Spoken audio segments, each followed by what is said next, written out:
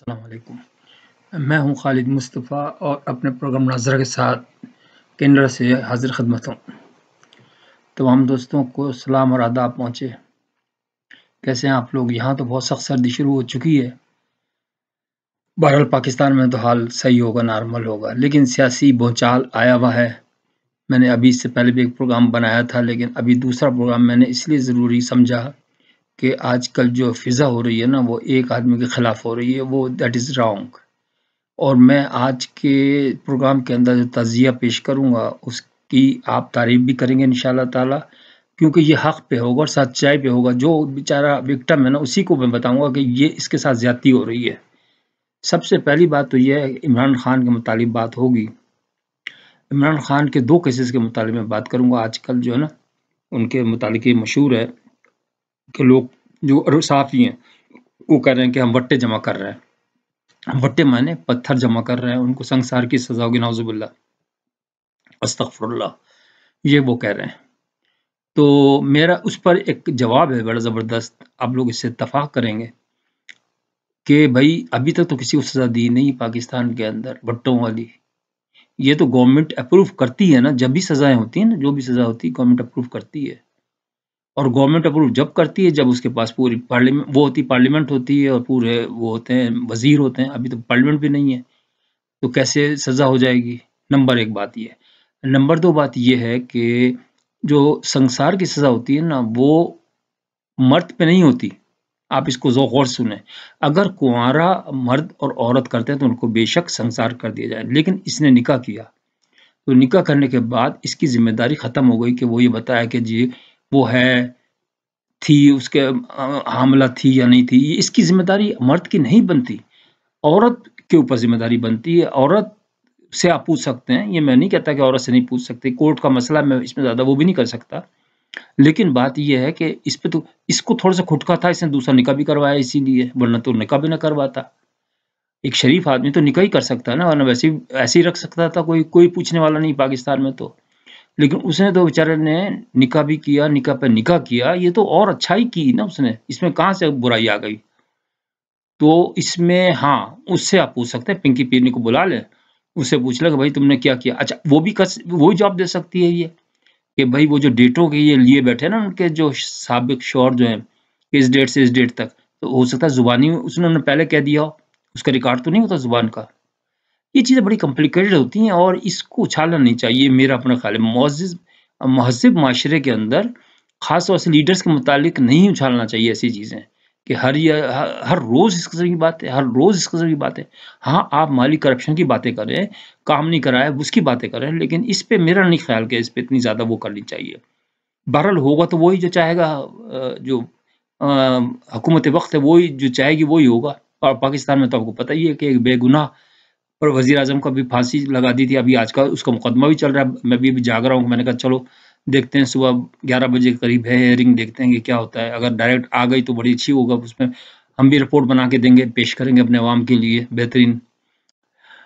تو اس طریقے سے اس کا تو میرا خیال ہے کہ اس کا کیس بنتا نہیں۔ ہاں اس کو ذلیل ضرور کیا جا سکتا ہے، ظاہر ہے کہ عورت کا جہاں ذکر آئے گا تو پھر اس کے اندر لازم بات ہے کہ بری بات ہو جاتی ہے، کہ ان کا کیچڑ اچھالنے والی بات ہوتی ہے۔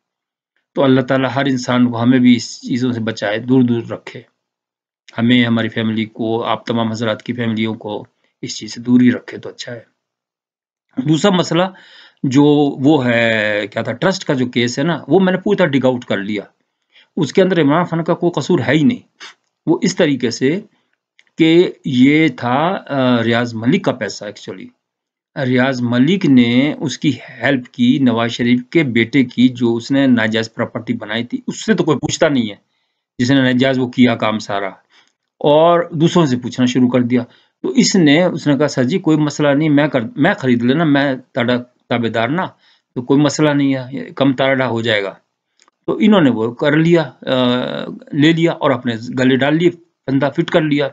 اب انہوں نے جو نیشنل کرائم ایجنسی ہے نا، وہ پھر یہ دیکھتی ہے کہ یہ پیسہ صحیح آیا ہمارے ملک میں یا نہیں آیا۔ انہوں نے تحقیق کی تو پتہ چلا کہ اس نے کہا کہ دبئی سے، کیونکہ یہ پروف ہونا بہت مشکل ہوتا ہے۔ تو الٹیمیٹ میں نے اس کی ویب سائٹ سے لیا کانٹریکٹ ایگریمنٹ، ان کا جو ایگریمنٹ ہوا تھا اس کے تحت उसके अंदर कहीं नहीं लिखा कि रियाज मलिक का ये रिश्वत का पैसा है या करप्शन का पैसा है या किसी तरीके गलत मीन से किया। हाँ, मशकूक पैसा जरूर है। तो वो इसलिए उसको खत्म करने के लिए उन्होंने कहा कि हम पाकिस्तान को भेज देते हैं और पाकिस्तान की हुकूमत जाने जैसे चाहे करे। तो उस वक्त मलिक साहब ने ये उसके अंदर लिखा हुआ है, ये कहा कि भाई मेरा अकाउंट है सुप्रीम कोर्ट के अंदर जहां मैं पैसे अपने जो मेरे पर पेनल्टी पड़ी है उसका जमा करा रहा हूं, तो आप उसमें करवा दें। तो उन्होंने कहा हम नहीं करवा सकते, हम तो हुकूमत पाकिस्तान को भेजेंगे और वो जाने उनका काम जाने। तो और लेकिन हुकूमत वक्त को उन्होंने लिख दिया कि पब्लिक करना चाहिए आपको ये सारा जो केस है। यहां से काम शुरू हुआ शैतान अकबर का। उसने कहा यार इससे मौके से फायदा उठाना चाहिए, क्योंकि जब ब्लैकमेल करता है ना आदमी, जब भी पैसा कोई दूसरा देता है, ब्लैकमेल के बगैर कोई पैसा देता नहीं। अगर आप ठेकेदार से कहें कि मुझे पैसा दो, क्यों पैसा मैं आपको दूं? तो जब तक आप उसके दुखती रग को हाथ नहीं लगाएंगे ना, जब तक वो आपको पैसा देगा नहीं। ये एक मुसलमान असूल है। तो वो जो थे ना, पहले तो सबसे पहले तो जो ये शैतान अकबर था, इसने 5 ट्रिप लगाए लंदन के, बेहतरीन शराबें और बेहतरीन होटल और हर चीज के पास मुयस्सर थी। करोड़ों रुपए से उसमें कमा लिए कि मैं ये करूंगा वहां जाकर और मैं ये करूंगा, कुछ भी नहीं किया उसने। तो उसके बाद इसने कहा कि यार इस तरह करते हैं, हुकूमत से तो इजाजत लेनी पड़ती है, काबीना से अप्रूवल लेनी पड़ती है। अगर पैसा बाहर से अंदर आ रहा है ना मुल्क के अंदर, या मुल्क से बाहर जा रहा है, दोनों सूरत में काबीना से बड़ा मिकदार के अंदर पैसा जा रहा है या आ रहा है, तो उसकी अप्रूवल लेनी पड़ती है काबीना से, जिसके अंदर मिनिस्टर्स होते हैं। तो उन्होंने कहा कि इस तरह तो कोई साइन करेगा नहीं। हम हालांकि ये इसका ताल्लुक ही नहीं बनता ना साइन कराने का, वैसे सबसे लीगली तो सही है वैसे, लेकिन कहने का मकसद ढकने की बात नहीं थी, कि कॉन्फिडेंशियल रखने वाली बात नहीं थी। ओपन कर देते कि भाई हाँ साइन करें आप, इसके अंदर ये पैसा आ रहा है, तो जाहिर है पैसे को हम रोक तो नहीं सकते। ये तो उनका मुआहिदा हुआ ना दोनों का, गवर्नमेंट उसका मलिक का और नेशनल क्राइम एजेंसी का। तो इसके अंदर पाकिस्तान तो इसीलिए नहीं बोल रहा था।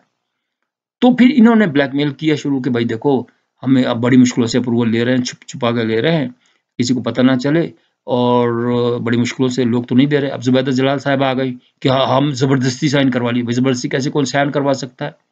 आप उसी वक्त कह देते हमने साइन नहीं करने, ये लो इस्तीफा ले लो। इसकी ये जो है ना, ये घूंघट निकाल के जो आती है ना बैठ के, इनको खास निगाह रखें कि कौन है लोग। आप इससे ये ना समझे कि ये सच्चे मुसलमान है, यही तो शरपसंद तो यही है असल में। तो वो इनका मैं माजूर क्या बताऊं, मुझे पता है वैसे सारा का, काफी सारा पता है मुझे इनका। कोयटा में मैं भी था, ये भी कोयटा की रहने वाली है, ऐसी बात नहीं है। तो खैर बहुत सारे वजीर अब तो कह रहे हैं, वो तीली जो है वो पेशावर की माचिस की तीली जो है, तो वो कह रही है कि मैं तो मैंने अबे मैंने क्या, तूने साइन किए? जवाब दो, साइन किए, you are responsible. Imran Khan अब इंसान है भाई, लालची तो सब इंसान होते हैं। उसको ऐसी इसने पट्टी पढ़ाई, अपना खांचा फिट किया इसने शैतान अकबर ने, और उसको बेचारे को थोड़ा सा दिया। अच्छा उसकी बीवी है ना पीरनी जो ना, वो तो वाकई लालची है। तो जाहिर है मर्द औरत के चक्कर में आ जाते हैं, ये बात भी सही है। तो उसको पता भी नहीं चलने देते, और वो आप मिल मिला के खा गए सारा पैसा जो भी। लेकिन इसके अंदर आगे चले ना, आगे चलने की बात यह है कि फिर अब मिसाल के तौर पर उससे उन्होंने लिया जमीन ट्रस्ट के लिए। तो भाई अगर कोई जमीन देता है आपको, तो ये इनकार तो नहीं करेगा ना इमरान खान। भाई अगर कोई मुझे जमीन देता है फ्री में, तो मैं गिफ्ट देता है, तो मैं क्यों इनकार करूंगा? कोई भी नहीं इनकार करता। अब आप पूछें मलिक से पूछने की हिम्मत नहीं है आपको, कहाँ से आया पैसा आपके पास? उसने तो दे दिया। अच्छा इन्होंने उस पैसे को जमीन खरीद के और इससे वो भी करवाया, कंस्ट्रक्शन भी करवाई, और बड़ी वाकई मैंने देखी, बड़ी जबरदस्त बिल्डिंग बनाई है। बिल्डिंग तक बिल्कुल ठीक है, डिलीवरेबल है सही, इसमें कोई शक नहीं है, 2 नंबर ही नहीं है कोई भी। अब इसके बीच के जो खाचा है ना, वो है शैतान अकबर का, और इसकी जो है शरीफा बीबी जो है, ये इसकी बीरनी जो बीबी है इसकी सारी, तो इसके चक्कर है। ये इमरान खान का कसूर बनता ही नहीं इसके अंदर। ये कहलाते हैं हैंगिंग केसेस। इसका फैसले होते नहीं आमतौर से, होते तो बहुत लंबे जाके होते हैं, जब तक तो आदमी मरमरा भी जाता है। ये तो उसी वक्त पकड़ना पड़ता है जिस वक्त के केस हुआ है ना, तो उस वक्त पकड़ना पड़ता है। तो इस तरीके से इसके खिलाफ भी कोई सबूत नहीं है। अच्छा अब ये देखिए आप जो केस, अब इस वक्त सिचुएशन जो बन रही है ना, अपडेट मैं कर देता हूँ सियासी तौर से, क्योंकि इलेक्शन नजदीक आ रहे हैं। آپ نے دیکھا اور بھی بیان دینے پہ آ گیا ہے، جس کے اوپر قتل کے کتنے الزام ہیں، کوئی پوچھنے والا نہیں ہو، اب وہ زرداری کے خلاف بولنے لگا۔ اب آپ کو سوچئے کہ یہ کس کو حکومت لانا چاہتے ہیں، نواز شریف کو یا زرداری کو یا اس کو عمران خان کو؟ اب یہ آپ فیصلہ خود کر لیں۔ الیکشن اگر ہوتے ہیں، اب 2-3 آپشنز ہیں اس کے آؤٹ کم کیا ہوگا۔ اگر الیکشن ہوتے ہیں صحیح طریقے ایمانداری سے، تو اس کے اندر تو عمران خان کی پی ٹی آئی جیتے گی، عمران خان تو نہیں لے گا حصہ، پی ٹی آئی جیتے گی۔ پھر مسئلہ پڑے گا کہ بھائی ہم اختیار کیسے دیں ان کو، کیونکہ یہ ٹرسٹ وردی نہیں ہے، تو پھر اور پھڈا پڑ جائے گا۔ تو اور اگر اپنے منمانے رزلٹ لائے تو اس کے اندر بھی جھگڑا پڑ جائے گا، کیونکہ بڑی تعداد کے اندر جو نوجوان لڑکے ہیں، میں کسی کو اکسا نہیں رہا، لیکن لازم بات ہے کہ وہ یہ تو کہیں گے کہ بھائی یہ تو ہم تو ہمارے ووٹ کدھر گئے۔ تو بہترین اسٹریٹجی یہ ہے، طریقہ یہ ہے، یہ ہونا چاہیے، حکومت وقت کو یہ سوچنا چاہیے کہ برابر تقسیم کر دے، 2 سال ہر ایک کو، 2 سال عمران خان کو، 2 سال زرداری کو اور 2 سال نواز شریف کو۔